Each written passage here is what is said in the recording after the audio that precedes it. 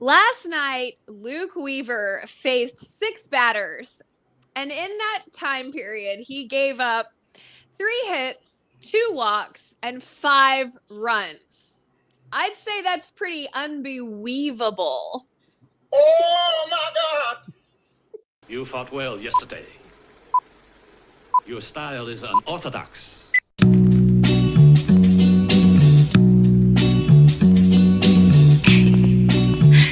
Scorpio.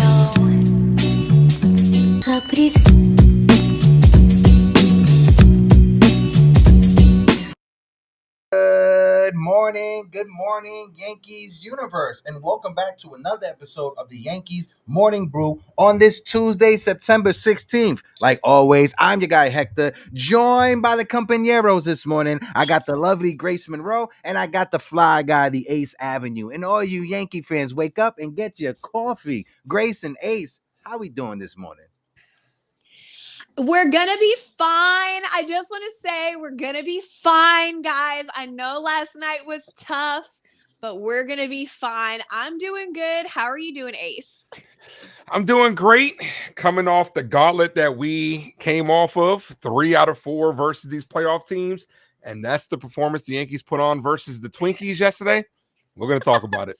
Oh, yeah, we're definitely going to talk about it because I got some egg on my face. I have to own that because before the Yankee game started, I was on TikTok talking my ish after the Yankees took 2 out of 3 against the Red Sox, going into Minnesota. Then we have the Baltimore Orioles, the Chicago White Sox, and then the Orioles again. I thought the Yankees could go 10-3 in that time span. I had it in my head. We're going into Minnesota. We own the Twins. We should be able to sweep the Twins, but that wasn't the case. The Yankees got shut out yesterday. The Yankees got embarrassed in Minnesota, in the state with the Great Lakes. Before we jump into the conversation, let's shout out the chat before we continue. One of the best chats that's out there on YouTube. Shout out to Theo Nosebleed section in the building. Nosebleed, how you doing? Salute, salute, salute. 3 capital S's. Jacob Petruzzi in the building. Our good friend Tina is in the building. Tina, good morning. The #1 moderator on all of YouTube telling people to do their job. Mr. Jonathan is in the building. Shout out to my guy, Jonathan. John, the Beagle Dad, is in the building. Stephen B, how you doing? Ness is in the building. The Real Bills podcast. And, of course, big time Jerry Cadell. NES says, no worries, Yankee fans. Per Boone, Volpe is back tonight. He was well rested and just what the team needs going into the playoffs. Anthony Volpe. But got to talk about last night's game. That embarrassing loss in Minnesota. Who want to go first? I mean, embarrassing is putting it lightly. Getting shut out by the Twins was not on my bingo card after watching the Yankees go 7-5 versus playoff opponents over the last 2 weeks, and then showing up in Minnesota absolutely flat and no life. And I mean, we could talk about why the fact that Ben Rice was not in the lineup yesterday is inexplicable to me.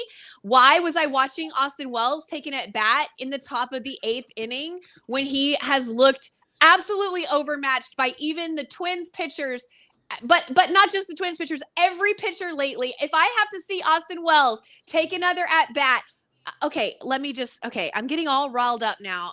Y'all, let me take a breath. Whew. I don't know. Rice should have been in the lineup. I wanted to hear how you go off like in the group chat, like, get him out my face. That's. For people that don't know, there's 2 versions of Grace Monroe. It's the Grace Monroe you see on YouTube, and it's the Grace Monroe that's in our group chat. And I love both of them. Same. I love y'all. Okay. But Rice should have been in the lineup yesterday. Why we're not utilizing Jason Dominguez in any sort of late game situation when we need offense? Okay, you can talk to me about the defense all you want, but when you're down that many runs and you're not even going to try, I don't understand. But I think at that point they just had given up. They chalked the game up. They said, forget about it. We're going to come back tomorrow. So at the end of the day, it's not the end of the world. It's only 1 loss. The division, let me tell you a little something. Everybody's freaking out that we lost the division last night. Guess what, guys? We didn't lose the division last night. We lost the division a month ago. Okay. So It's going to be fine. We're going to have a wild card. Now what we need to do is concentrate on earning that home field advantage in the wild card series. Yeah. Yeah, I'm right there with you. Multiple things can be true. I do think yesterday kind of put things in perspective that the division, that the AL East is over. Congratulations to the 2025 Toronto Blue Jays. But that doesn't mean that the Yankees can't go on a hot streak and surge back to the World Series and beyond, because we just saw 3 out of 4 versus these playoff teams coming into yesterday's ball game in a game that, a team that you own. Are we surprised that this happened? The Yankees do this all the time. They've done this under the Aaron Boone era. They have the propensity to do this type of stuff. Coming off a travel day, emotions are high. I get it. We're all human beings. Emotions are high. You're coming off, a series versus Garrett Crochet. You know what I'm saying? We're Sunday Night Baseball, the late game. Then you're having to travel, play at 7:40 start time. But I'm sick of the excuses. At the end of the day, you went against a guy like Woods Richardson, who I guarantee even the most loyal baseball fans had no idea who this guy was. Almost a 5-something ERA. And for him to strike out 14 batters, and it totals to 30 in the last 2 games. Garrett Crochet was one thing. I understand. He's one of the best pitchers in the league. He's going to go for a Cy Young. But then you turn around a guy like Woods Richardson, and yeah, he absolutely dominates you. It's just a situation where the Yankees have to get up for these type of games as well. Showed us a lot by beating 3 out of 4 playoff teams, which was great. But you got to go out there and handle your business versus teams like the Minnesota Twins. And because the division is over, but you got to start looking behind you. Objects in the rearview mirror are a lot closer than they seem. Boston is right there. And who's in the third spot? Houston and Seattle it's are a kind battle of between swapping. Yeah, Houston and Seattle are kind of swapping. We're making the playoffs, but these stretch of games are what's going to determine if we're playing this 3 games wild card set in New York or in Boston. It's as simple as that. To piggyback of what you just said, Ace, just to add a little bit more context to it, right? You brought it up. The Yankees against the Minnesota Twins, you need to step up and show up for these games. Against the Chicago White Sox, the Baltimore Orioles, this is the easy part of the schedule. This is supposed to be a cakewalk for you to close out the season. The good that you did in Boston, taking 2 out of 3. I know we lost 2 out of 3 against Detroit, whatever. But the other teams taking 2 out of 3. That good, that going 7-5, all of that is thrown out the window when you lose to the Minnesota Twins the way that you lost to the Minnesota Twins last night. Going in Minnesota on the road, a team that you've historically owned since I've been watching the Yankees since the mid-2000s. The Yankees have owned the Minnesota Twins, but for some reason, we laid a goose egg. And to the excuses of it was a travel game, late night, Sunday Night Baseball, like Ace said, I don't want to hear those excuses. I don't want to hear that whatsoever. We are at the end of the season. We are getting ready for the postseason. We are getting ready for that stretch run. And now the excuses, they keep on piling up. And there's no more times for excuses. It's right in front of us, Aaron Boone. Go and grab it. I have to say, I disagree that all of the goodwill that the Yankees built up over the last couple series is gone because of the loss last night. It was a bad loss. It looked horrible. It sucked.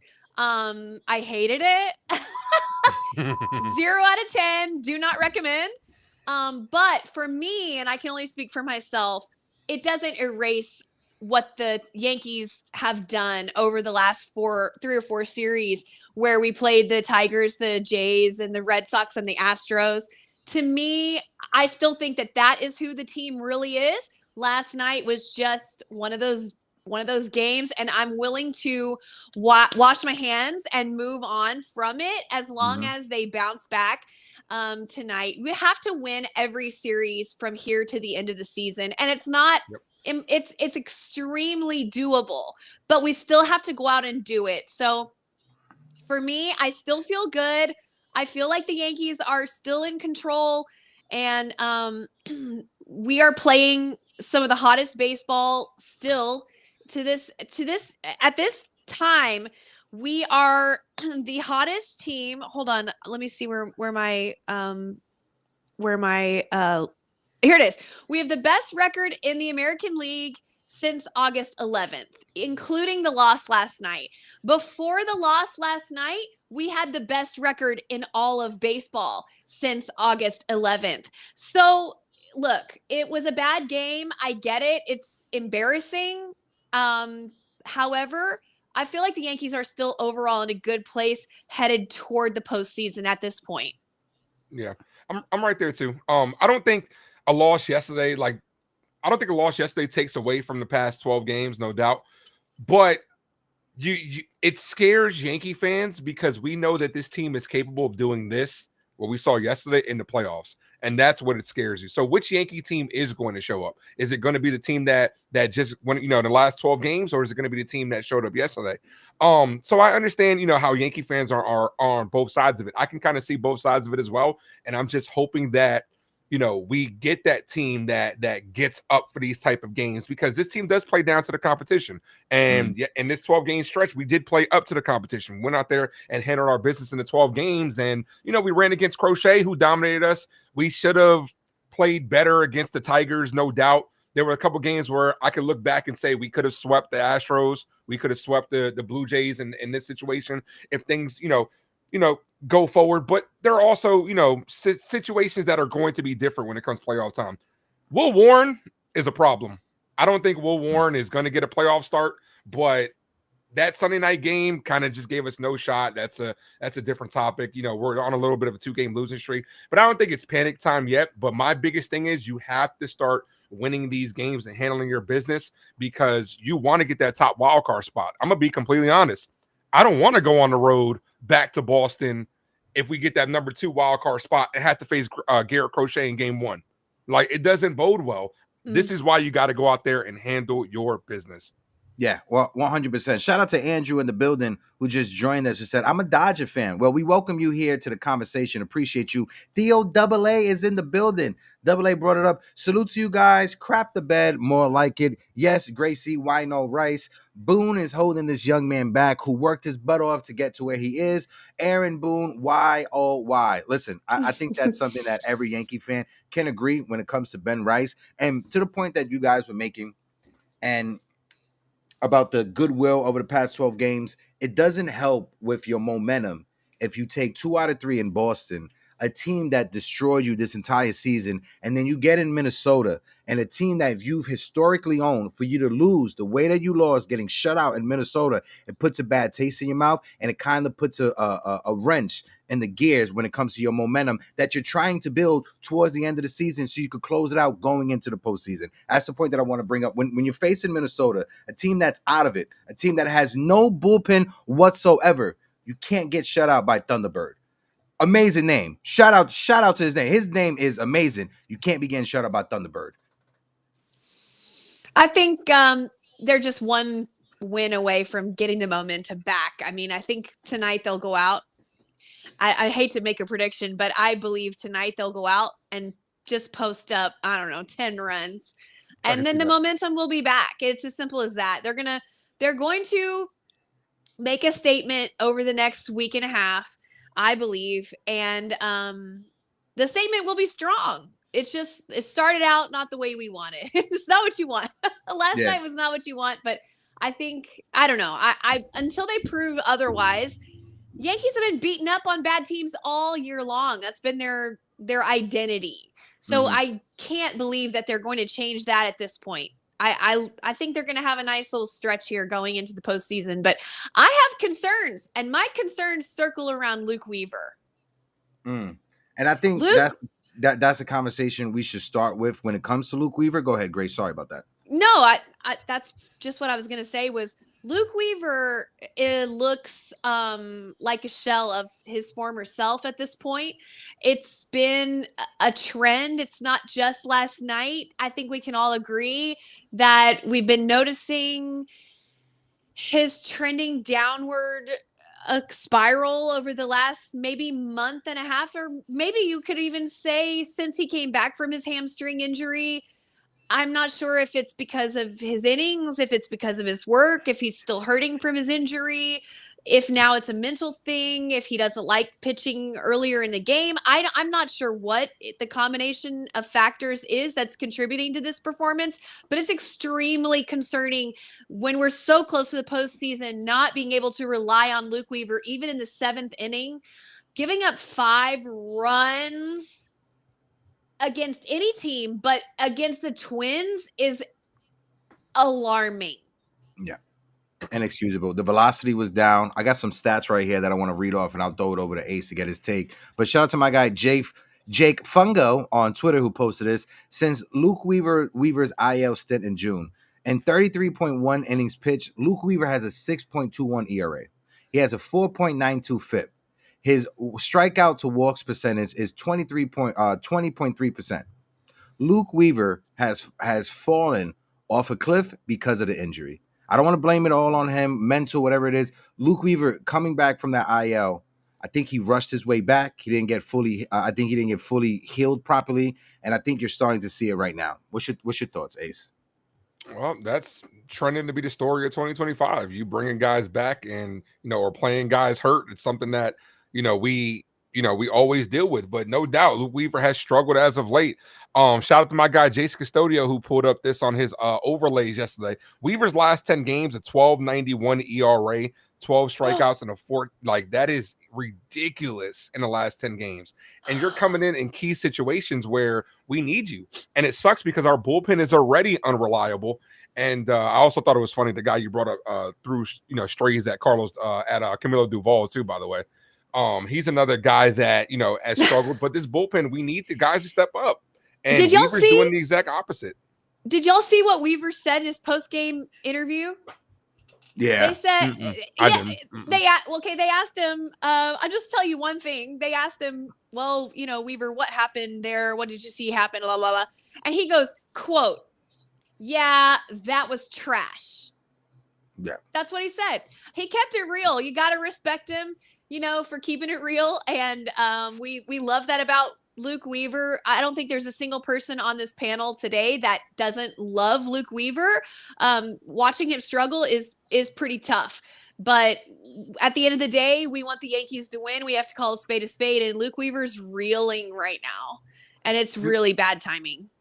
Do we think, because it's on people, it's trending on Twitter that people are calling him Fluke Weaver because of how good the year was last year?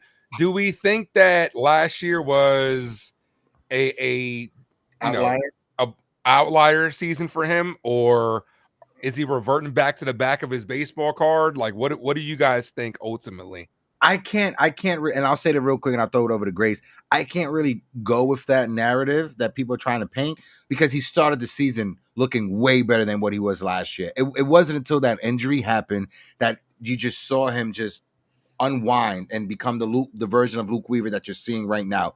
Prior to that injury, his ERA was under 1. Like, he had a 0.0 ERA for a long ass time. Luke Weaver was dominant coming out of that bullpen late in the game. And what happened? Fernando Cruz got injured. Jonathan Loaisiga got injured as well. Like, other people started getting injured. Then when Luke Weaver got injured, the Yankees needed him to come back, and he came back way too early. He didn't properly heal from his lower body injury. I think it was a hamstring or something like that, and he forced his way back there, and now you're starting to see it. The velocity is down. There may be a shoulder issue that's going on with Luke Weaver because he came back from a hamstring injury too early, and when you do that, you start compensation, and what happens is other parts of the body starts to get injured, and I think that's what's happening to Luke Weaver. Luke Weaver is suffering what happened to Ian Hamilton, but the difference is Ian Hamilton wasn't as good as Luke Weaver when Luke Weaver was at his top game to start the season this year and last year. Ian Hamilton was a very good reliever for like a good whole season, and then the next year he came back and got injured in spring training and was never the same.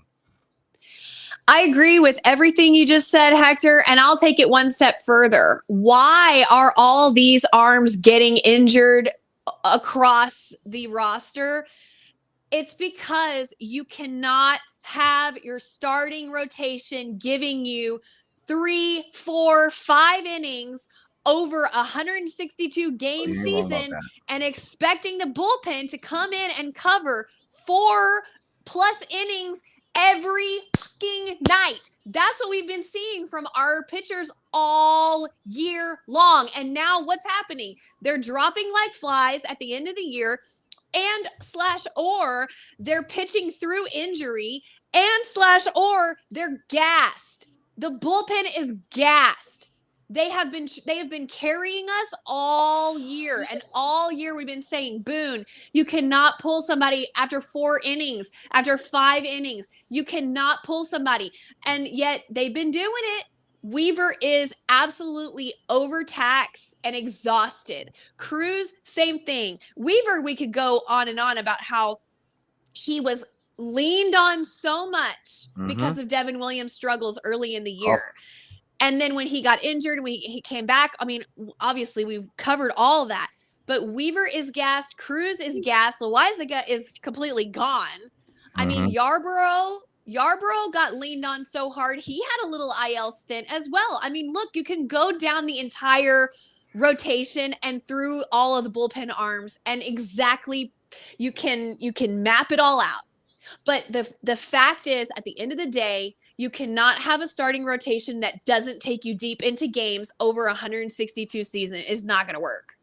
Yeah, I'll add on to that as well. Like I 100% agree with you. You know, we all watch the games. I'll also throw in the mismanagement of the bullpen. You know, when it comes to Aaron Boone, because how many times is it a blowout game and Boone is just going to arms that, and I'm like, dude, just keep the long relief out there. Why, like yesterday's ball game blowout? Why are you putting Tim Hill out there late?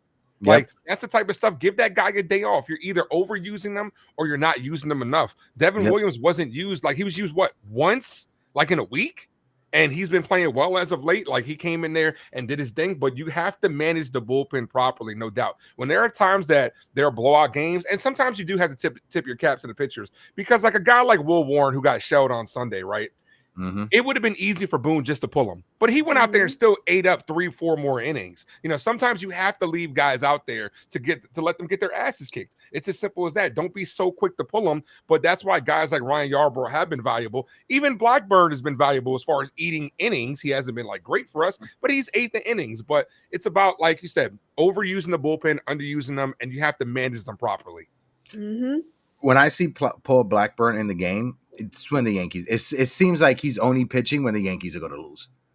That you know, and having a guy at the end of the game to mop up innings is something that you need. But to your point, why was Tim Hill in yesterday's game? Yeah, I feel the same way like that when Mark Leiter Jr. comes in the game. I'm like, Same. why is like white flag time? Like, okay, Boone is telling us we're good. Like so. And when you look at this bullpen, right, David Bednar, I think out of all the arms that we got at the trade deadline, has been the best arm that we've had. He stepped up as the closer for the New York Yankees. Camilo Doval, he has his struggles when it comes to finding the zone. But when you look back, all of this started, all of our bullpen issues is because of one person. And I hate to blame him, but it's Devin Williams. If Devin Williams was the Devin Williams we got last year, Luke Weaver would have never came back from the IL as early as he did.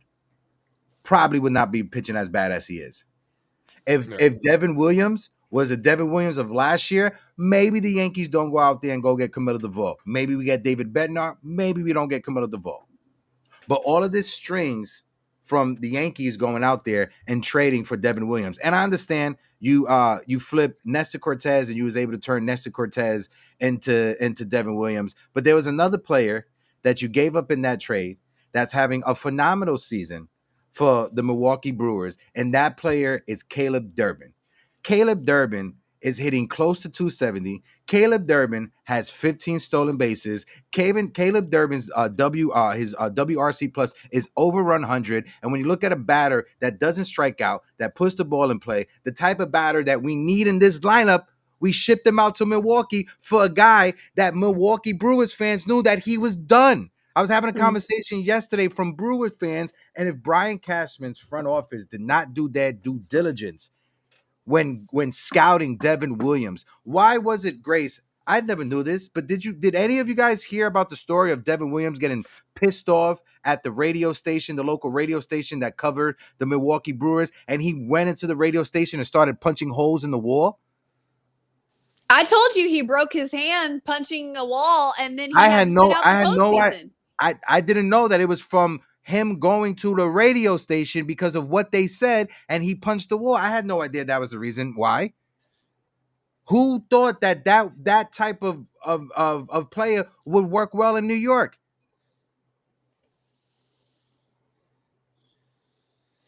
On Tuesday, September 16th, I can admit I was wrong about Devin Williams. Will Brian Cashman admit he was wrong?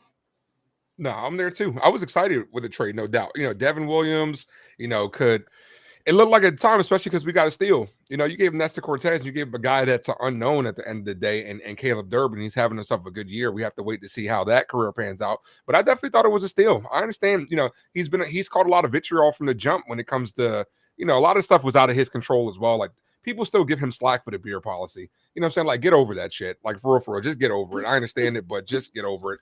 But yeah, he hasn't had a good career. And unfortunately, I could legit see him going somewhere else and getting back to form, because like he thought he was going to be a Dodger. I could see him going to the Dodgers, them giving him like a 1-year contract, him balling out, and we look like we got egg on our face.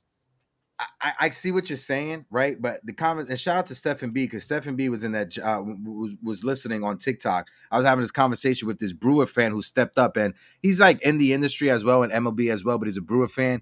And he was telling me, he was like, Yankee fans, you guys don't understand. When Devin Williams was traded from Milwaukee, this is a Brewer fan telling me, Brewer fans were celebrating. Brewer fans did not trust Devin Williams. Brewer fans understood that the front office and the organization, they handled Devin Williams and they catered to him. And that's why you saw Devin Williams perform the way that he did. Do you know when Devin Williams was a closer for the Milwaukee Brewers? Grace, you know how many times he pitched over 20? He threw over 20 pitches in an outing? 0. 0. Oh, The Brewers made sure he never threw more than 20 pitches in an outing. For his entire career with the Milwaukee Brewers as their closer, not the setup guy, as their closer, they made sure he never threw more than 20 pitches in an outing. At least Devin Williams can get a strikeout. Luke Weaver got 0 strikeouts yesterday. 0. I mean, at this point, if you're like, let's say Bednar comes in, holds a game, bottom of the ninth, something like that, or top of the ninth, whatever, in the ninth, and we end up going to extra innings and we got to pull another pitcher out. Would you rather have Luke Weaver out there or Devin Williams just today? Today, Devin Williams. Today. Exactly. That's still not, I still don't have a lot of confidence in That's that. I know we don't, but that is where damn we if you are. do, damn if you Grace, don't. that's like, this is like you asking me, Grace, do I like my fucking my cone with shit, with sprinkles or no sprinkles? Well, that's where we are, baby. That's where we are at this point. And I do think that there's no chance we're going to sign Devin Williams. Okay, there's no chance. No. So he's done after this year. However, I do think that Devin Williams has some value to offer us this season still, even though it hasn't gone the way we wanted. I am extremely concerned about Luke Weaver at this point. I need Weaver to come out again, either in the Twins series or maybe the White Sox series or something, and just have an absolute dog of like an inning and a half or 2 innings where he comes out and feels himself again and maybe starts to maybe outsmart batters because his velo's down. Nobody is swinging at his stuff right now. I don't know. I'm more concerned about Luke Weaver at this moment than I am about Devin Williams, even though the past is the past. Devin Williams has sucked all year. But I would say better question for all of us. For the Yankees to make a deep postseason run, who is more important for that run? Devin Williams reverting to what he was last year with the Brewers, or Luke Weaver reverting to what he was last year with the Yankees? Which one? That's a great question. Can we not have them Weaver. both? Can we not have them both? I'm gonna get greedy. No. I'm looking at it like a bullpen. I want them both too, bro. Yeah, our bullpen as a whole. Like, honestly, this is like the worst bullpen that we've had in like the Aaron Judge era. Like, you're looking at a lot of guys. Like, oh yeah, and I'm worse than last year. It does, yeah, especially because like I'm not gonna lie, I got excited over the trade deadline. When they brought in Jake Bird, who's a high strikeout guy, I was like, great. He's a project piece, great. They brought in Duvall, like to your point, to your point, Milwaukee fans were like, okay, you can have Devin Williams. They weren't too upset. Giant fans were kind of in the same boat, right? They were like, okay, Duvall's gone. It is what it is. The only fan base that was genuinely pissed off that they lost their pitcher was the Pirates. Yeah. Because of David Bednar. We need more guys like that where that when the other fan base is like, damn, man, I didn't want to give that player. You got yourself a dog. David Bednar is a dog. We need to figure out. Go ahead. But at the same time, we didn't give them shit. So, like, we're sitting here thinking, oh, well, we need the best pitchers from other teams, but we're not willing to give up Spencer Jones. Oh, Oh, thank no. God. Thank Yeah. God we still have Spencer Jones in AAA, and our bullpen is fucking cooked. And we're about to head into the postseason with an aging Giancarlo Stanton, an Aaron Judge who is on, like, literally limping himself into the postseason. Giancarlo has no legs. Aaron Judge has no arms. Garrett, okay, and yet we're not willing to trade Spencer Jones to help our team actually make a deep postseason run. Well, thank God we've got Spencer Jones, guys. To be fair, it wasn't just Spencer Jones. It was Cam Slittler as well. They wanted Cam Slittler. Yeah. But there are also guys out there that you can get that are dogs, you know what I'm saying, that aren't the big names. But I see both sides of it. People don't want to give the prospects for them. You know, like, you know, you could have got yourself a guy like Mason Miller, but it would have cost you, no doubt. David Bednar is him so far. He is a bulldog, like Jerry Cadillo was saying in the chat. The point, the Yankees have to bridge the gap from starter to Bednar, from starter to night time. It's as simple as that, because like that's our problem. And you're going into the playoffs with a bullpen that we have now doesn't bode well. It's going to be trouble unless these guys can all of a sudden, like Aaron Boone is saying, flip the switch. If all of a sudden they can do that, then we'll see what happens. But I don't trust this bullpen, to be honest with you. I really don't. I don't trust his bullpen. Outside of Max Fried, Carlos Rodon, this starting rotation is suspect. You're starting to see the cracks in Will Warren. His first full big league season as a starting pitcher, he's starting to lose gas in September. And that's something that should be noticeable to people in the front office and Yankee fans as well. Will Warren is starting to lose gas towards the end of the year. And if you look at it, who else do you trust in that starting rotation that's not Max Fried and Carlos Rodon? Do you want to put all this pressure on a young kid and Cam Slittler? I like his stuff, but I think that's way too much pressure to put on him. Maybe we could catch lightning in a bottle. But again, like I said, I just think that's unwarranted pressure to put on a young kid. And it all falls down to the front office not going out there and getting another starting pitcher at the trade deadline. I know we got the bullpen arms. Everything was good, but we should have added another starting pitcher. I know the asking price was through the roof, especially with Florida, with the Marlins. They were asking for King's ransom for Sandy Alcantara. So I get it. I understand. It's just when you don't address these issues in the off season, Grace and Ace, when you don't address them before the season starts, it's easy at the trade deadline to be like, well, teams were asking for too much. Yeah, well, if you fucking address the issues in the off season, you wouldn't be having these conversations. We wouldn't be having this back and forth when it comes to what do the Yankees need in September, when we should have addressed it in the off season. And at the trade deadline, you add bits and pieces here and there. Yeah, you got to fill in the holes at the deadline. I still like. They tried to move Stroman, and nobody wanted him. Well, they knew in spring, and yet they did nothing. They thought the AL is weak, and we're going to be able to run it back, and whatever they thought, and they were wrong.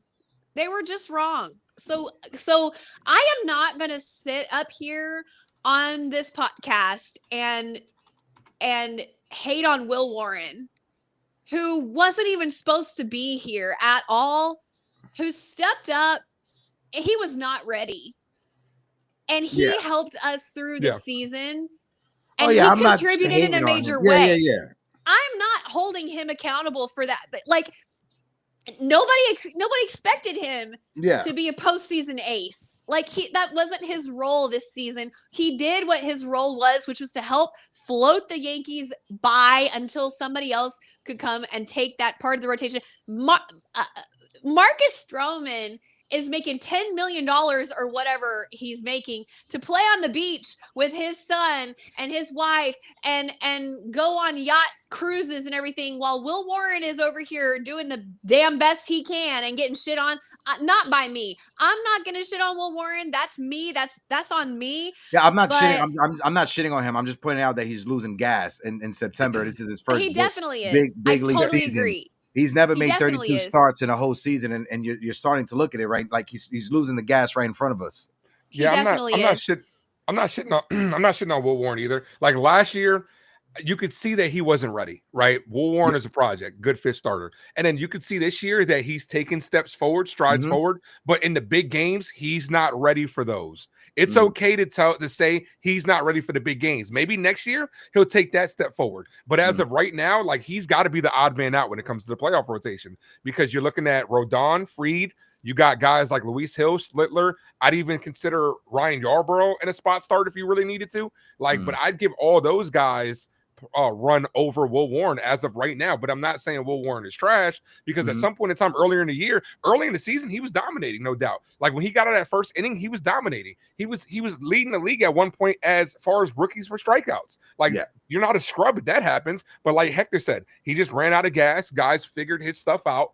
And he's got to take that next step, and we'll see what happens next year. But in a situation where we're trying to win, you can't have project pieces on this team. You have to have and this is why Dominguez isn't getting a run. Dominguez is getting the run he needs because he's a project piece. You got to go out there and you got to put the best players on the field as of right now. Caballero needs to play every day. Enough with the Anthony Volpe shit. Rice needs to catch every day because what happens when the playoffs come? Are you just going to keep jumbling out these lineups out there? Austin Wells shouldn't be seeing playing time. It's as simple as that. The best guys got to play.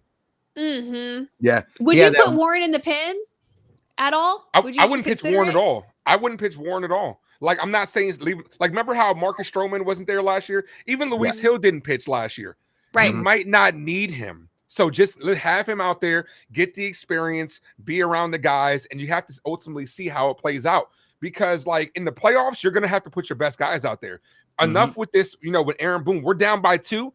Don't throw the bad guys out there. He's going to have to throw out good pitching out there to try to keep it close because we're in a playoff match. I don't think Will Warren sees playing time. I'm just going to be honest. Yeah, and credit to Luis Hill, who had a phenomenal outing in Boston. It was the last time out there. I forgot him when having a conversation. Guys, just want to take a quick commercial break. If you guys can, we got over 30 people in the building. Hit that like button, hit that subscribe button. We are sitting at 5,699 subscribers, one away from 5,700. So if you can help us out, hit that subscribe button. Let us go. We are on our way to 6K. We are talking about the New York Yankees. We are talking about the Minnesota Twins and what the Yankees playoff outlooks will look like heading into the postseason. But to talk about the starting rotation, just to put the pin in the conversation when it comes to Will Warren, I like Will Warren. Grace, I like Will Warren. I think Will Warren is an amazing young man. We've had a conversation with him, me and TC and Jason161. We interviewed Will Warren when he was still a prospect in the Yankee system. I think Will Warren will be a phenomenal pitcher. I think he has the mental headspace to pitch well in New York. I just think right now, like Ace said, teams are starting to notice the book on him. Unless he comes out in his next start and he dazzles 6 innings, giving up 1 or 2 runs. Now it's up to Will Warren to go back to not to the drawing board, but to sit back with Matt Blake. All right, look at my last outing. What did the hitters do against me? Let me study that. Give me the iPad. Give me the film. This is what's going to be the make and break in a kid's career. Can he rebound after that type of outing? Can he go out there? Can he go to the film? Can he sit down with his pitching coach and address the issues that were happening in his previous start leading up to his next start? That's going to make or break if Will Warren can be on the postseason roster. If he rebounds and he pitches 5 or 6 innings, giving up 2 or 3 runs, then you can say, you know what? I trust that young man in the postseason because he was able to bounce back after giving 6 runs. I think he'll probably be on the roster, but I don't know how much I don't know how much playing time he actually sees. But I love Will Warren. I think he's got a bright future. I appreciate what he's done this year. And I truly think he's done his best. He's improved a lot. And so, but we'll see. We'll see as we go forward. Cam Schlittler just came out of nowhere with electric stuff. He took that spot right out of Will Warren's hands, and that's a good thing. Yeah, we need him to ball out tonight. And he's got nasty stuff. So I think Cam Schlittler will see some time. I do think Cam Schlittler will see some time in the postseason. I think, well, it depends on how deep we go, because Luis Hill is going to get a start. If we see the Red Sox, Luis Hill is going to get the start. Luis Hill has the lowest ERA of any pitcher in his first 5 starts against the Red Sox in the history of the New York Yankees. Call me crazy. You're gonna call me crazy. No, I won't. I'd start him game 1 versus Garrett Crochet. No, you I ain't would. crazy. No, You ain't crazy. because you throw out a guy that has success against them, right? You let them battle, and then you take that game knowing damn well you got Max Fried in game 2.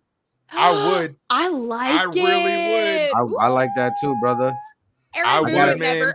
I got it. No, I got it right here. Hold on. I want to share it. I want to put it on the screen real quick, and I'll throw it back to Ace so you can finish his starts. Luis Hill has a 0.99 career ERA versus the Red Sox. It's the best by any pitcher all time. Minimum 5 games. Go ahead, Ace. I would. I'm telling you, I would let them dog it out because like Garrett Crochet dominated us, but we also saw some cracks in the armor. We were able to hit him. Aaron Judge takes some yard. You got a guy that has success against him.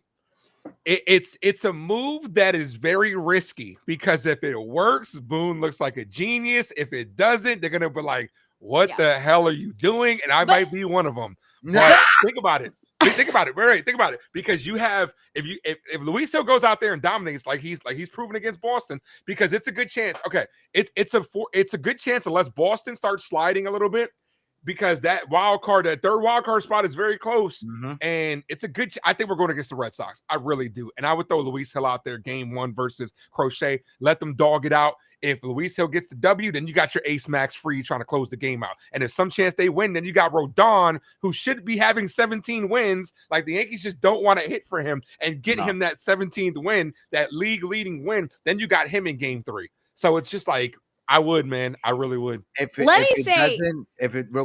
doesn't work out, it will be Debbie Garcia, JJ Happ all over again. If it works out, it would be Mike Mussina coming in for Roger Clemens against the Red Sox in 2003. I'm sorry, Grace. I just had to go. I'm sorry, Grace. It would be. I was just gonna say, to be clear, we put up 3 on Crochet the other night. I mean, if we had a pitcher that on our side that was shutting it down, we would have won that game. Like, I mean, I know it shoulda, coulda, woulda, looking back, blah, blah, blah, taking runs off the board. I get it. But hear me out. If we had our ace versus Garrett Crochet, we would have won the other night. We put up 3 runs on Crochet, not on their bullpen, on Crochet. Yeah. So, look, bring it on. Bring on the wild card. Grace is confident. I'm nervous because I know, look, at the end of the day, I know how this Yankee team operates. I really do. I know that they're very capable of putting up 10 runs, but I also know they're very capable of striking out 10 times. And I'm like, we gotta wait and see what happens. Like, they did have better bats versus Crochet, but they gotta go out there and handle their business. How they finish this, they proved to me a lot in this gauntlet, no doubt. I wanted 8 of 12. They took 7 of 12, which is great. They still took 3 out of 4. They got to keep that momentum going. And it's a big start for Cam tonight. You're going against a team that's bad. You got to go out there and shove, handle your business. And now is the time, too, where if you're Aaron Boone, you also have to think about putting your ducks in a row as far as start lining guys up to start pitching in the playoffs around this time. So it's not just about going out there and winning, about putting guys out there in the right spots as well. Yeah. I guarantee you Volpe is back in the lineup tonight. Oh, absolutely. I'm very upset. As soon as Caballero got picked off yesterday, I said, we'll see Volpe tomorrow. Yeah. Well, Volpe was... Volpe did charge a ball in the 9th. Was that in the 9th? When he came in, defensive replacement, as ridiculous as that is? He did charge a ball and make a good play. I was thinking of Ace last night. He's back. I was back. He's back. Like... It's like the Undertaker meme when he comes out the coffin, like, here we go. Like, and this is why, like, I love Jose Caballero, right? He makes a couple of mistakes. It shouldn't put him back in the what's it called, the spirit realm. Like, realistically, like, you got to go out there and give the kids some time. Give these kids the same at least that you gave Anthony Volpe. Volpe could do no wrong, but the second Caballero gets thrown out, I'm like, here comes Volpe tomorrow. I have a stat. We said it on group chat. Go ahead. I have a stat. Caballero has played 33 games with the New York Yankees. That includes pinch hitting appearances, pinch running appearances. Okay. So that's not 33 starts. Okay. Just to be clear, 33 games he's appeared. In 33 games, Caballero has posted a .9 WAR And in 130 games, Volpe has posted a .7 WAR. The numbers don't lie. Like, how can you at this point? I'd platoon him and Rosario, Caballero and Rosario, because Same. Rosario's numbers versus lefties 7 for 17 since joining the Yankees, like versus lefties. Come on, man. Like, yeah. I got a clip here. This is Aaron Boone. He was on with the fellas from Talking Yanks, John Boy and Jake. How's Volpe doing? How's the shoulder? We saw him get his first game action last night. Are we going to get him a start soon, or where's he at? He's doing well. The last day in Boston, he took some swings, but I would have used him, but the trainer still didn't want him to hit in the game. So it was more just like a pinch running, more emergency situation still. Yesterday, he was fully available. Hit again, seems to be going well. So, yeah, he'll get in there. Not tonight? Yeah, probably get him in there tonight. He has a torn labrum. What are we doing? I can't. I'm done. Everybody, have a great day. Y'all go Yankees. I'm out. Thank you for joining us on Morning Brew.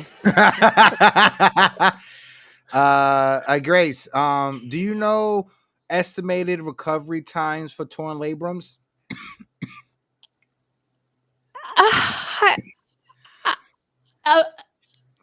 Okay, so there's three different there's three different categories, right? You got small tears, you got arthroscopic surgeries, and then you got like open surgeries. Those are the three different categories when you look at labrum injuries or labrum tears. A small tear in your labrum is 4 to 6 weeks. That's 4 to 6 weeks with no activity. Oh my God. That's not 4 to 6 weeks and you still go out there and fucking play baseball. So Anthony Volpe, when he initially tore his labrum, he received no recovery time. He has been playing through it. You're supposed to rest 4 to 6 weeks with no activity. That's the average recovery time with no activity. Anthony Volpe played damn near a whole half of a season, or if not more, with that torn labrum. And the Yankees did not let him rest. And they're throwing him out there again. Oh my God, I am so mad. To the public that, hey, he agitated it again. So if he agitated it, let him rest the 4 to 6 weeks. I can't Did we even talk about this with last show? Or did it happen over the weekend? No, it came out like literally Thursday, like after we was right after we talked. Yeah, right after we streamed. Yeah, we have a better shortstop option currently on the team right now, who currently has a higher WAR in a fourth of the games than Anthony Volpe, and they refuse to play him even though Volpe has a torn labrum. I'm done.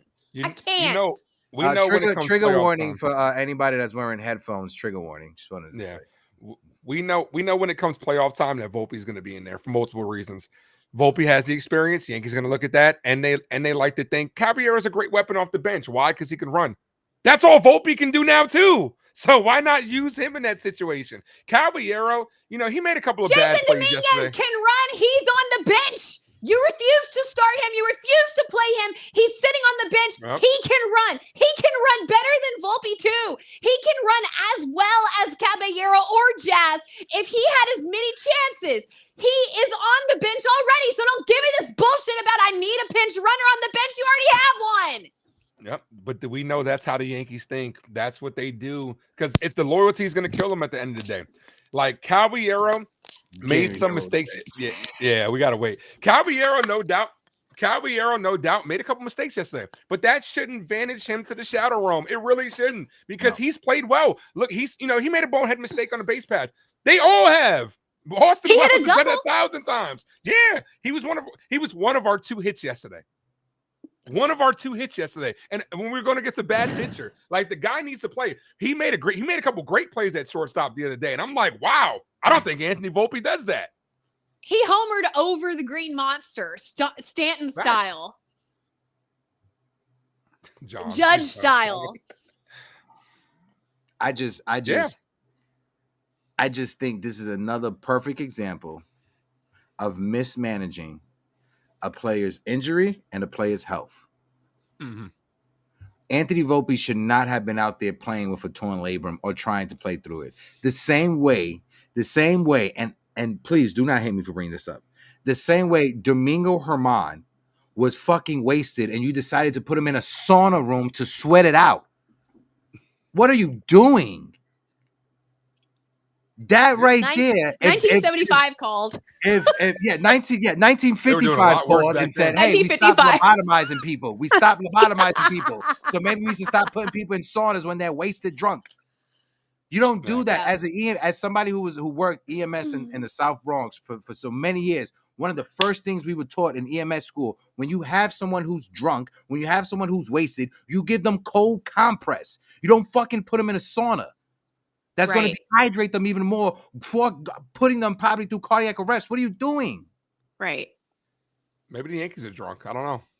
Some of the things they make. Maybe I need to be drunk, okay? Right? With how they played yesterday, we might need to drink. So the thing is, I want to say when Volpe got injured and Cabrera had already gone. mm-hmm. I don't understand playing a player through an injury that's going to put his career at risk. However, there wasn't a great option on the roster at that time. Now there is. So that's what is sending me, okay? Because it's one thing to say, oh, well, we need Volpe to play hurt because we don't have a better option. And me, even though I may not agree, I would say, okay, I kind of see it's up to Volpe if he wants to play, which clearly he did, whatever. But at this moment, there is a better option on every side of the ball. Yep. And yet they are still refusing to employ it. That is going to, speaking of cardiac arrest, Hector, that's going to send me into cardiac arrest.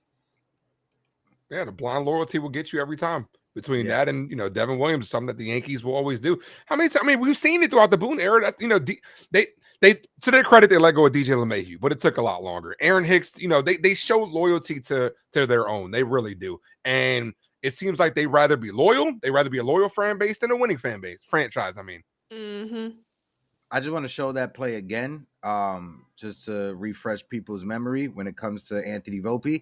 This was on May 3rd, and then it's going to show the play from September 7th that he injured it again or aggravated it.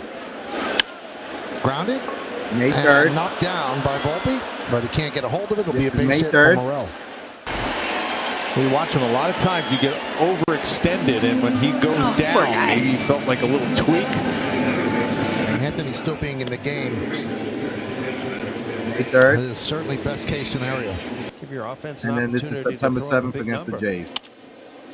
That is lined and caught by Volpe as a stay put. Humpback line. That was a good play, but he re-aggravated it. Yeah, the pressure coming down on it. Look, yeah. Who were we? Who was hitting May 3rd for the? It would have been that would have been crazy if it was Caballero that hit it on the ground. I was trying to figure out who it was because it was. That would be crazy. But imagine how crazy it would have been. Oh, because it was against the Rays. Yeah, it was against the Rays. It would be funny if it was Caballero who hit the ball on the ground. Let's talk about something positive. Okay, cool. Because I was about to switch. Blood pressure. I was about to switch to something depressing, but we could go to something positive. Go ahead. What do you want to talk about? I want to talk about Jazz Chisholm Jr. Let me offer everyone listening a little palate cleanse from all of this negativity and getting shut out by the Twins, Anthony Volpe, yada, yada, yada. Let's talk about Jazz Chisholm Jr. and the season within the season that this man has put up. And what do I mean by season within the season? Oh, I'm so glad you asked.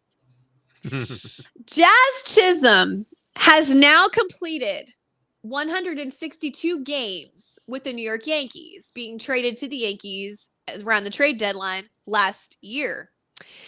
And in that time, he has hit 40 home runs. And how many Yankees have done that? Thank you for asking. It's been Aaron Judge, Sanchez, Giambi, Ruth, and Maris, and Jazz Chisholm Jr. That is quite a list to be on for our young prince in the Bronx, Jazz Chisholm Jr. I mean, this guy is one home run away from a 30-30 season, which hasn't been done since, as we well know, a long fucking time. What did you say? It was Soriano. Alfonso, yeah, Soriano. Yeah, he's Remind me already. who's been calling for that? Who's been calling for that for like a month and a half? Heck, Well, take a bow, Grace. Thank you. When he stole his 30th base the other day, he became the first Yankee since Jacoby Ellsbury in 2014 just to steal 30 bags. Now you're about to add 30 home runs on top of that. This man is doing something we have not seen in 2 decades. 2 decades. Not to mention the fact that he's done it in his first 162 game season, which hasn't been done since, as I said, Maris, Ruth, Judge, Sanchez, this level of Giambi and all those guys. I mean, Jazz is having a time. No. TC Stills, for some reason, wants to know, what is his batting average and strikeouts in that time? Sitting 250 in that time. 250? Yeah. He's hitting above 250 in that time. TCC was basically trying to say that's great, but he's pretty much a Yankee because low batting average and high strikeout. So that's what we all do. They all do that shit. So yeah, doesn't bother me at all. It's Major League Baseball. Yeah, I mean Jazz Chisholm. Like the other day, he won us that game against Boston on Saturday. The 3 hits, the home run, but the 2 biggest hits came from him just slapping the ball and putting it on the ground. Like is exactly what we like. Like I'm all for bringing Jazz back. I do think Jazz has superstar potential. I do think he's a star in the league. He was on the cover of MLB The Show. They're not putting just any scrub on there. Yeah. But I legit think he's got superstar potential. I think he'll be cost efficient. I don't think he'll be that expensive.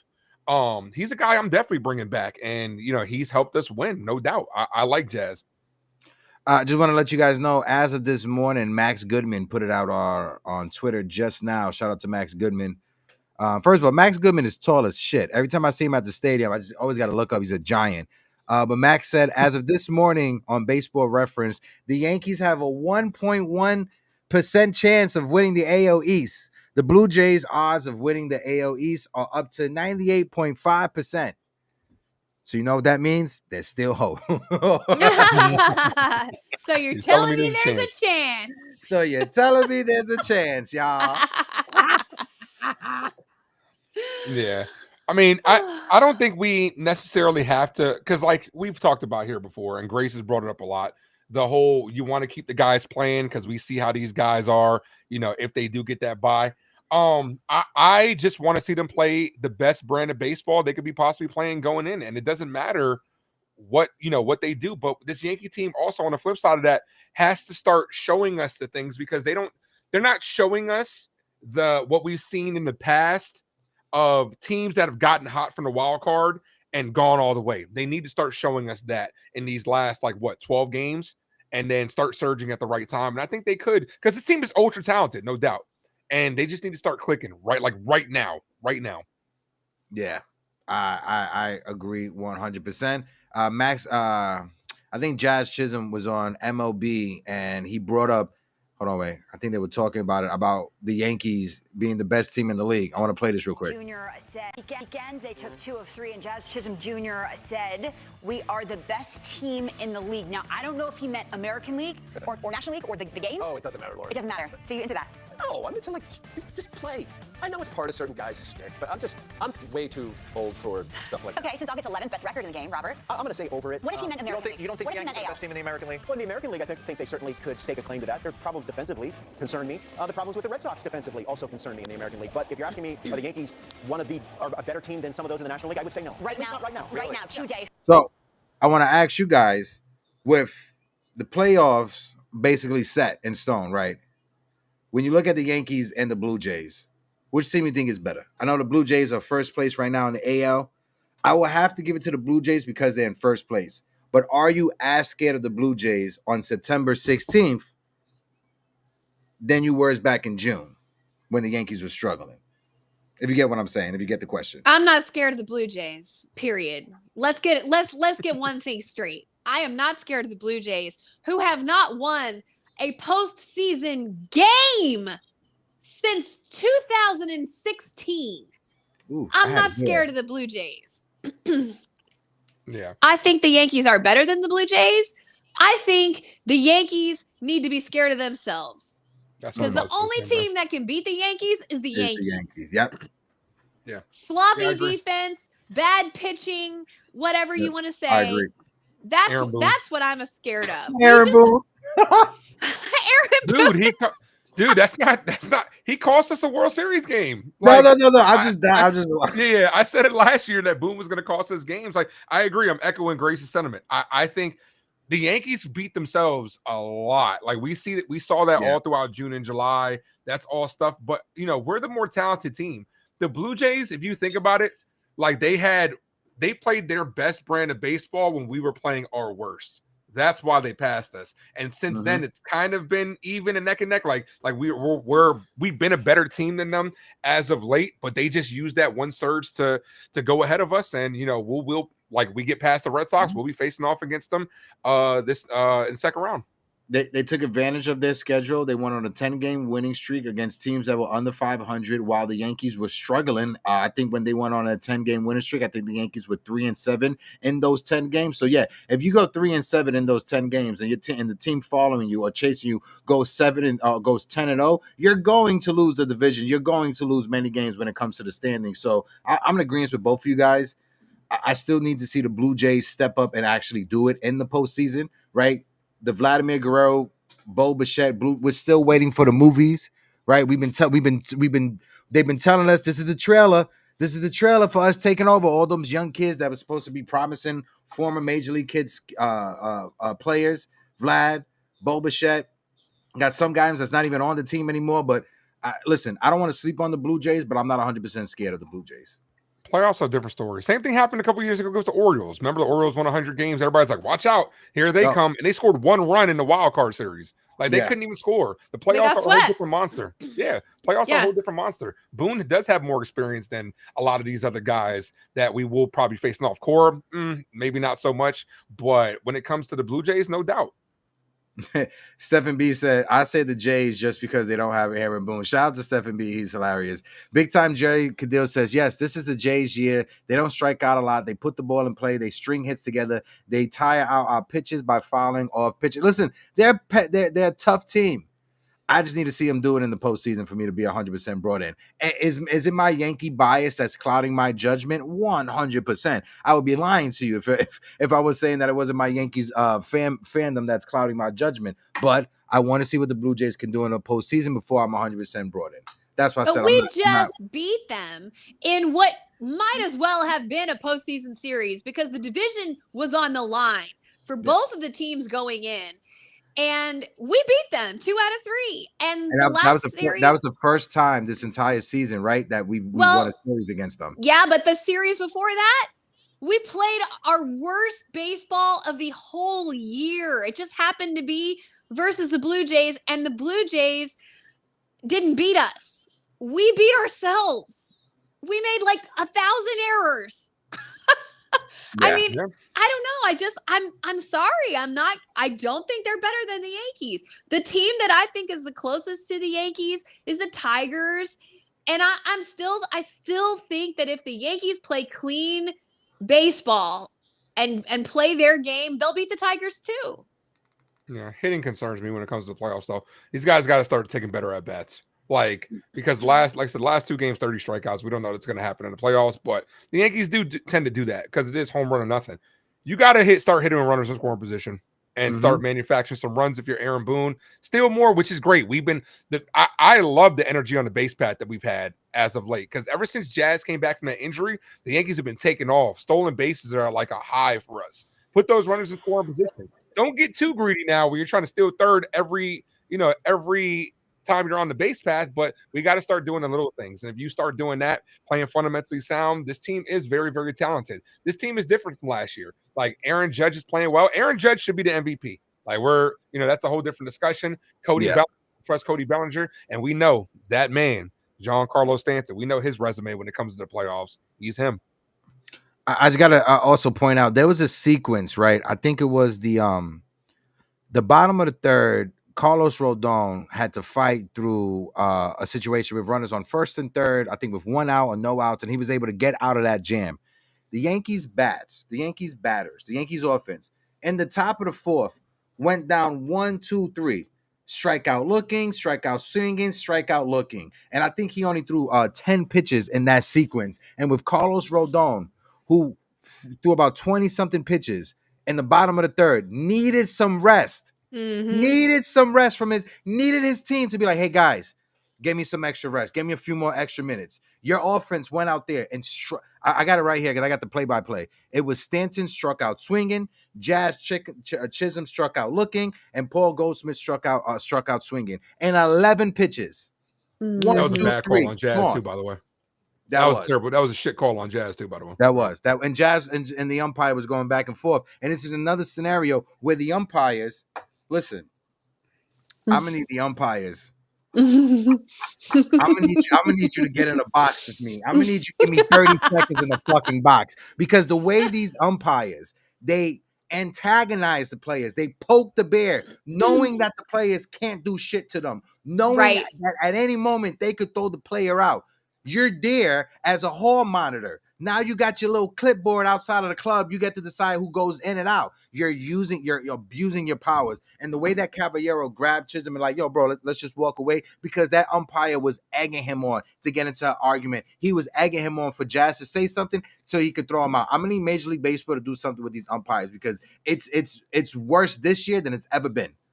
I agree. Do it too. Mm-hmm. It is. It's horrible. I don't ever remember feeling like this about umpires. Like, of course, you never love the umpires, but this is over the top and beyond. Yeah. Their egos. Umpire egos need to be in check. It's simple as that. They're going to get in check next year with ABS, no doubt. And they got no one to blame but themselves. It's all on them. Like, because it's been so bad. Aaron Judge is the only superstar in all of sports that doesn't benefit from superstar calls behind the plate. No. How many times does he get struck out or a called strike on a ball that's outside the zone? Like, come on, man. I watch it every game. Now, there are bad calls all throughout the league, but it does seem like it's at an all-time high this year. Like, these umpires are really showing out. One thing I want to say is that, and it was this year, and I forgot to bring it up while having these conversations about the umpires. But Grace, do you know why Aaron Judge wears his socks that high? Why? So the umpire can see where his knees is at for the strike zone. That's the only reason why. I found that out this year. And because high socks make you look more like a ball player too. He purposely wears his socks that high so the umpire can distinguish his knee in the strike zone. Because that's how big of a man he is. That makes actually that's pretty smart. Yeah. I mean, Jose Altuve doesn't benefit from the high strike zone either. He's short. You know what I'm saying? Like, umpires have to adjust accordingly. It's not the same strike zone for everybody. Yeah. And I like what TC put right here. Umpires need to be suspended. I ain't mad at that. I'm not mad at that. I'll tell you this, Ace, when I worked as an EMT, if I had multiple violations from a hospital, from an FDNY lieutenant because of my work attire or because of how I'm working, I got suspended. You don't think that should happen with the umpires? Yeah, absolutely. Instead, they get rewarded. I told you guys this last year during the World Series. They picked middle of the road umpires for the World Series, so they got rewarded for that. Like, realistically, look. If you're a bad umpire, you shouldn't get the premier games. You shouldn't get Yankees Red Sox on Sunday Night Baseball. You should get the fucking Rockies versus the Marlins on just a regular Wednesday. Like, it's as simple as that. Like, they got to be better. Mm-hmm. And you got to show me that I need a track record of you of doing multiple games of a proven track record that, all right, cool, now we could boost him up and promote him. Because even with like Latino sports, when you work with Latino sports, you don't automatically get a credential and go on the field. No, you got to go through like hoops and hurdles before you have to even get that credential before you go on the field. And I think it should be the same thing with Major League Baseball and these umpires. You should go through the gauntlet before you get the nationally televised games. We know you was in the minors. We know you went through that, but now you got to work the teams that are under 500. Work these games, build up your resume before you get the nationally televised games. I agree with everything. That being said, can I bring it back real quick? Go ahead. Bring it back. Because I'm still not done bitching about Austin Wells. If I see Austin Wells arguing one more strike, that is a strike, I'll lose it again. I'm going to keep losing it. Every time I watch an Austin Wells at bat, a part of me dies inside, okay? And when he is called out on strike 3 and it's a strike and he argues that it's a ball, I really just want to, you know what? I really just need to text message our group chat. You know it's coming. Like every time we're all watching at the same time. And as soon as Austin Wells does something, I text, and then Grace immediately texts like, "Get him out of my face!"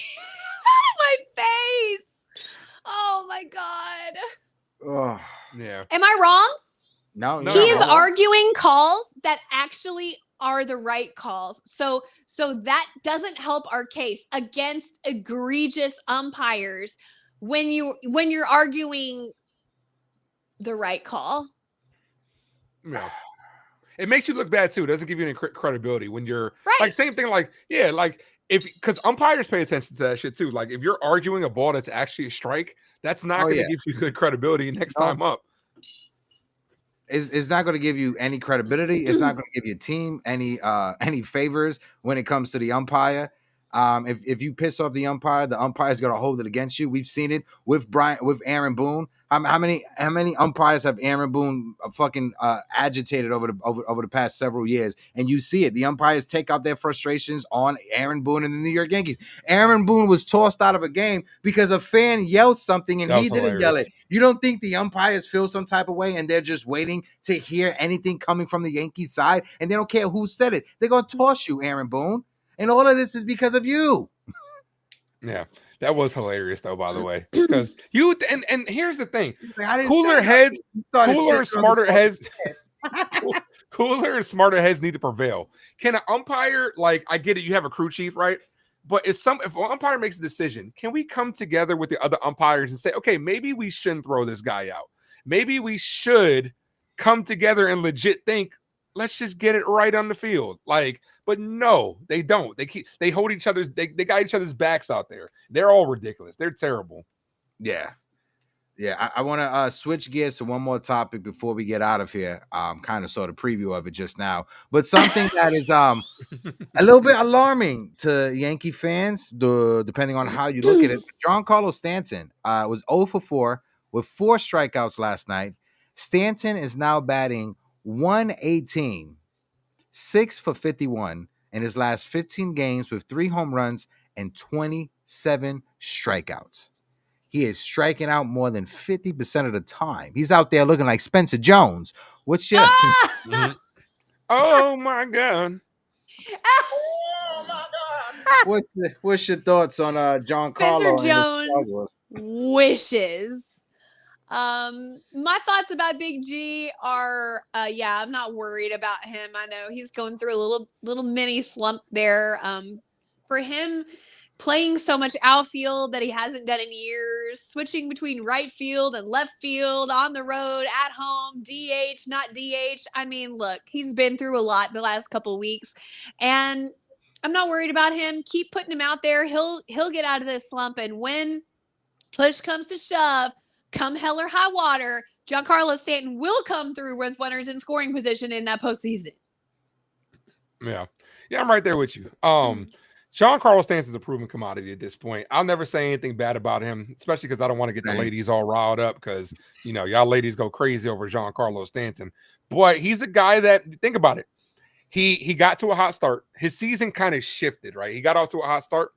He's in his cold start right now. This is like his June and July right now, where we're at right now. And he's going to get hot right at the right time. I trust him. He's proven. Giancarlo Stanton has proven to me in the playoffs that he's our best player, and I got absolute faith that he'll get it right. To what Grace was saying, too, the going back and forth between the outfield DHing to not playing, that'll definitely throw a little wrench in your game plan. But I feel like he'll be fine, especially when Judge starts playing right field more regularly on these last couple of games. Yeah, same. And Grace just literally copy and pasted everything that I was going to say. When Giancarlo Stanton hasn't been in the outfield since last year, or even some years prior to that, going from right field to left field, he's going to be struggling. I think it's a good sign to a degree that he's struggling right now instead of towards the end of the season. That way, right now he's struggling so he could fix it, get on course. So when that postseason comes around, that's what I'm worried about Giancarlo Stanton. If Giancarlo Stanton is 6 for 51 and 15 games in the postseason, then I have some concerns. Right now, he's came back. He was on fire. I think the dichotomy or the parallel of when Giancarlo Stanton came back and was on fire carrying us, that's when Aaron Judge was struggling tremendously. And then when Aaron Judge started to catch on fire, that's when Giancarlo Stanton has started to come down. If we could get both Giancarlo Stanton and Aaron Judge locked in going into the postseason, that's what we need. We need both of them to be locked in going into the postseason, because this entire season, we haven't had Giancarlo Stanton and Aaron Judge locked in both at the same time. Credit to Cody Bellinger and Trent Grisham and everybody else that's around Aaron Judge, but having Giancarlo and Big Judge locked in together, that's when the Yankees are clicking on all cylinders. And let's be clear, the Yankees aren't going to have a break this year like they have had in years past. They're going straight to the wild card, baby, and they got to keep it rolling, keep it hot. So the way that Aaron Boone manages this last 2 weeks is extremely important. How he chooses to play these guys to keep them hot or to rest them, headed straight into the wild card, straight to the division series, straight to the ALCS, straight to the World Series. Knock on wood. Hopefully that's what happens. But it's extremely important and imperative that these guys get the rest that they need, yet also get as hot as they need to be headed into that postseason. Oh, yeah. I 100% agree. What about you, Ace? I agree. We only have one more day off until the postseason starts, which is next Monday. And so Aaron Boone is going to have to manage these guys. Honestly, you're at the point where you have to win game, and it is tough on Aaron Boone. I give him a lot of shit, but it is tough. It is going to be tough on Aaron Boone because you're trying to put the pieces in place to get ready for the postseason while also trying to get guys to perform, while also trying to give them off days as well because of how the schedule is. So it's going to be a task that he's got to be up for. It's as simple as that. And, this is an important year for us. It really is because, this team is good. Aaron Judge is getting younger. You got to go out there and you got to handle your business. It's 12 games left in the regular season. What's your predictions? Yesterday, with 13, I wanted the Yankees to go 10-3. We lost against Minnesota. That's not happening. With 12 games left to go, Grace and Ace, what's your projections? What do you guys think? How do you guys think the Yankees would close out the season? What's the record? It's against the Twins, Orioles, White Sox, and Orioles. Against teams that are under 500, teams that are trying to play spoilers. One of them's a 4-game set, too. Yeah, I think 8-5. Okay. Including last night. Including last night. Okay, yeah, including last night. Sorry, y'all were that doesn't I'm like, one plus my fingers. I was like, that bad. Like, 1 + 1 is 22. Wait, what happened? Yeah, I did pull out my fingers. I was like, sorry. Yeah. After the gauntlet, post gauntlet, into the end of the year, 8-5 is what I think. Yeah. I need 2 out of 3, so you got to take these 2 versus the Twins. I need 3 out of 4 versus the Orioles. That's gonna, sweep. You got to put in a sweep somewhere. You have to sweep either the Sox or the Orioles in those last 2 weeks. Yeah. So I need us at 9, 10 wins. I need us at 9, 10. I'm 9-4, like Stephen B just put it in the chat, 9-4. And if the Yankees go 9-4 down the stretch, if they get 9 wins, that's 92 wins on the season. Coming into the year, if you would have told me, that's what I thought, 91 to 92 wins on the season. That's why I had the Yankees. And if we could finish the season 9-4 and we get to 92 wins, with everything, with all the ups and downs, with the Marcus Stroman drama, with the bullpen issues, with Devin Williams, 92 wins. I think that's a solid season. Now, granted, it all depends on what we do in the postseason. That's going to be the ultimate test. Yeah. We can't forget the Red Sox have an easy schedule too. So, although the Blue Jays will probably lose some games, they're not going to lose enough to make it matter. I don't think. The Yankees still control their own destiny. We're still ahead of the Red Sox as of now, and that's all we need to worry about doing. I was saying I think they will go 8-5, not that I want them to go 8-5. At the beginning of the year, I said 95 wins. Then Dexter Henry said 95 wins. So then I said, fine, 96 wins. So I don't think they are going to quite get there, and I blame Devin Williams. But anyway, 8-5. If the Yankees go 8-5, I do believe that will be enough to secure the top wild card in the American League, barring some crazy win streak by the Red Sox. I think that will be enough. So I do think they'll do that. I think they'll do 8-5. Yeah, and the last Red 2 weeks Sox of Boston schedule is tough. Yeah, I was about to say the Red Sox, they have one series against Toronto towards the end of the season, right? And that's in those last And 2 Detroit. weeks, right? And Detroit. Yeah. So they do have A's, I'm sorry, heck. A's, The Rays, A's. Jays, Tigers. So, yeah. So they got the Rays, the Jays, and the Tigers. Yeah, but we have to play the Orioles twice, and they're no slouch. I mean, I know they're not in it anymore, but they're like 60 wins, if that. The Orioles.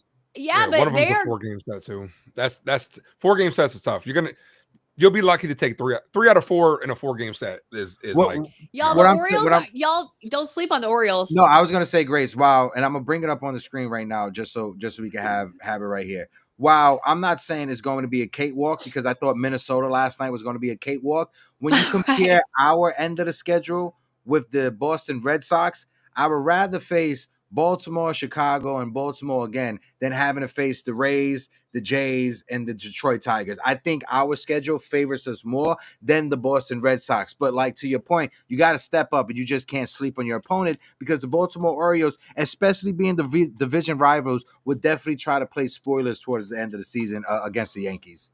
So I'd agree with you with that. Yeah. I think the Rays are out of it, but they're still playing. And the A's are the A's. And then the Red Sox have to play the Jays. That's going to be a tough series. But we have 2 medium tough series. So 1 tough series versus 2 medium tough series washes out to me. And that's why I'm saying 6 one way, half dozen the other. It's pretty much the same. As long as we take care of our business, we shall remain ahead of the Red Sox. And that's all we need to worry about. I'm going to say this. I think Boston falls to that final wild card spot because looking at the schedule, Houston's schedule, they have the Mariners. That's going to determine the division. Whoever loses that is probably getting that last wild card spot. Ooh, hot take. This weekend. Yeah. Then they got the A's and then the Angels. That's a very easy end of the schedule. Boston's is tougher. The Mariners go against the Rockies and the Dodgers. So I think it's a good chance that we might see Yankees Seattle game. Ooh, I would love that. I could see Boston dropping because those last 2 weeks, you got Blue Jays and Tigers. The Rays are going to play them tough as well, especially in George Steinbrenner Field. We're going to need, the ghost of George to help us out over there at our house. And I'm going to tell you this. I think the Red Sox drop. I love this take, honestly. I think so. I am so glad you brought this up. I love this take. Mark it down, y'all, because this is ideal. Even if the Astros end up losing and falling, we could possibly see the Astros or Mariners if the Red Sox fall to the 3rd wild card, depending on who takes the AL West. That would be ideal to me because I would rather face the Astros or the Mariners than the Red Sox. Half a game separates the Mariners and the Astros for that division. and then half a game separates that the second and third wild card spot. And so did y'all it's hear? going to come down to it. And did y'all hear that Yordan Alvarez is out again? Yeah, I saw that yesterday. Which that was sad. Yeah, which is just it's Yordan sad. Alvarez. It's sad. You never want to wish injuries on anyone. No, we don't. But did he slip on home plate? He slipped on home plate. Oh no, I didn't hear that. That's tripped. terrible. Yeah, I will look it up right now. Well, listen, I don't wish injury to anyone, but it is a factor when you're considering playing the Astros Yordan less, of course, or with Yordan. So that's all. That's the only reason I bring it up. I hope he heals up, and I never wish injury on anyone. Right here, I would love to play the Astros just to get that monkey off your back. Yes, wouldn't that be, dude? That would be fire. Same. So this is the injury right here. Home plate. We're still waiting for an update.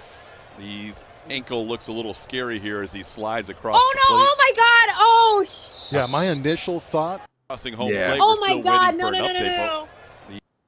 Yeah. Oh my God! It's I needed a warning. I needed a warning before that. I tried to. No, I tried to. Yeah, sorry. Trigger warning. Sorry. Yeah, that was awful. But imagine. Sorry, I'm just gonna change the subject. I mean, I'm gonna shift. Imagine the amount of momentum that the New York Yankees would gain by going wild card and handling their business against the Houston Astros in the Bronx. Then you're headed into the division series as the team from New York who handled the Astros in the postseason. We're here to make a statement, baby. We hit home runs. We got Mickey Mantle on our team. Aaron Judge, the 3-time American League MVP. And we have Giancarlo Stanton, okay, postseason Babe Ruth. We got him too. So let's go, baby. Everybody on the bus. We're headed to the World Series. Imagine the momentum that we could have. Just to put it into context, when you look at Yordan Alvarez, since he returned from the IL in the 14 games he played, he was hitting .449. He had a .533 on base percentage. He's wild. A .700 slug, and he had an OPS of 1.227, 9 RBIs and 3 home runs. He's a franchise player. He's a beast. For the Houston Astros. Again, we don't risk injuries on anyone, but to Grace's point, his injury would definitely be a factor, especially if Seattle keeps winning and Houston keeps losing. It will be a definitely matchup between the Yankees and the Houston Astros in the postseason. That would be amazing. Y'all catching what I'm throwing here? Grace is feeling herself this morning. That's all I gotta say. Let's go. I'm not feeling me. I'm feeling the Yankees. One more thing before we get out of here. Not sure if you guys saw over the weekend. Not over the weekend. Well, yeah, over the weekend. The Savannah Bananas was in the Bronx. I wasn't able to be there because I had to cover the Mets alumni game. But since the Savannah Bananas were in the Bronx, and from everything that's out there on social media, it looked like it was an amazing, amazing time. I just want to take a second to shout out Frank Luna, shout out the family from Mama D's, because they had their Fernando Cruz autograph signing, and Frank Luna is friends with the people from the Savannah Bananas. So the dancing umpire, he brought the dancing umpire to Mama D's, to the restaurant. There was a kid that night that came to Mama D's. He makes custom cleats. Gave the cleats to Mama D's because the dancing umpire left. Frank got the kid in contact with the dancing umpire. The Savannah Bananas and the kid came together, and now they're going to have one of his cleats be featured for the rest of the season with the Savannah Bananas. So shout out to Frank Luna. Shout out to the Savannah Bananas. Always giving opportunities for anyone. That's an amazing story. I just want to take 2 seconds just to shout that out. Facts. They sold out twice. That's sold awesome. out. I saw Joe Torre was in the building. Yeah. Swish was there. Eli. I mean, what'd you say? Eli Manning? Eli Yeah. Manning, Yeah. Good for them. They're really doing it. Yeah. So Savannah Bananas might be the second best baseball team in New York. Ooh, because the Mets, because that's why this what happened. So the Mets were winning on their alumni day, and then they lost the game. I left the game early, like in the 6th inning, just because I had some editing to do. I was like, all right, copy. I jumped on the train. I'm on the 7 train. I'm going. I'm watching the game. I see the Mets giving up the lead.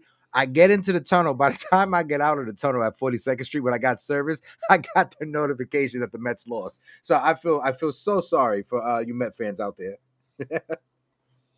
Yeah, they're gonna sneak into the playoffs because everybody behind them is bad. But it's been a year for them. So yeah. But Soto got paid. DK. And there's some extra stuff that's like going on behind the scenes that I can't talk on until like 2 weeks. I'll let you guys know. But yeah, when it comes to like the Mets and Latino representation, but be on the lookout. Make sure you guys visit Latino Sports. Follow us on all social media platforms. I was able to have a nice question into Carlos Delgado, Jose Reyes, and to Carlos Beltran. It was a dope question. The Roberto Clemente documentary is out in selected theaters. I implore you guys, go out there, check it out. I was a part of the film debut last week. It was amazing. I will be at the New York City Latino Film Fest tonight for opening night. I'll be on the red carpet, working the red carpet. So make sure you guys are following us on all social media platforms. Make sure you guys follow my guy, the Ace Avenue, who will be calling the game tonight. Ace, let the people know what's your details for later on tonight. Yeah, 7:40 start time. Yankees versus Twins. I'll be on the play-by-play. Cam Slitler on the bump. We're gonna need him to absolutely deal. Yankee bats get going tonight. Let's get a W. Grace, any final words for the people before we Reba the Dirch? I just want to say that we're gonna be all right, guys, and get hyped for the postseason. It's gonna be different than postseason last year. It's gonna be different than postseasons we've been having because we are coming in this year as a wild card team with momentum and something to prove. So everybody get on board because we're headed that way. Big time, Jerry. You like I said, wait a couple of weeks before I can say something about it. I think that's what you're referencing for, but I appreciate you, big time, Jerry. Shout out to TC Stills in the chat as well. D's channel is in the building. TC Stills says, "Don't laugh. The Bananas could probably beat the Yankees." Yeah, they definitely could beat the Yankees. I don't know if they can outdance Jazz. I don't think they can. They can't outdance Jazz. They won't be able to outdance Jazz. That's true. No outdancing Jazz Chisholm. That's one thing I could say. Let's shout out the chat before we keep on going. Stephen B, appreciate you as well. Theo Nosebleed section, thank you so much. Double A was in the building as well. Appreciate you, Double A, and everybody else who tuned in. Thank you guys so much. Make sure you guys are hitting that like button, hit that subscribe button. We are one subscriber away from 5,700. So help us out by hitting that subscribe, and we will be back this Thursday. And until then, drink some water, say something positive. Hopefully the Yankees don't wet the bed and don't get swept by the Minnesota Twins. And until next time, I'm Hector. I'm Grace Monroe. Yours truly, the Ace. And this is the Yankees Morning Brew. Y'all. Yeah. And we'll be back next time. Pieces. You fought well yesterday.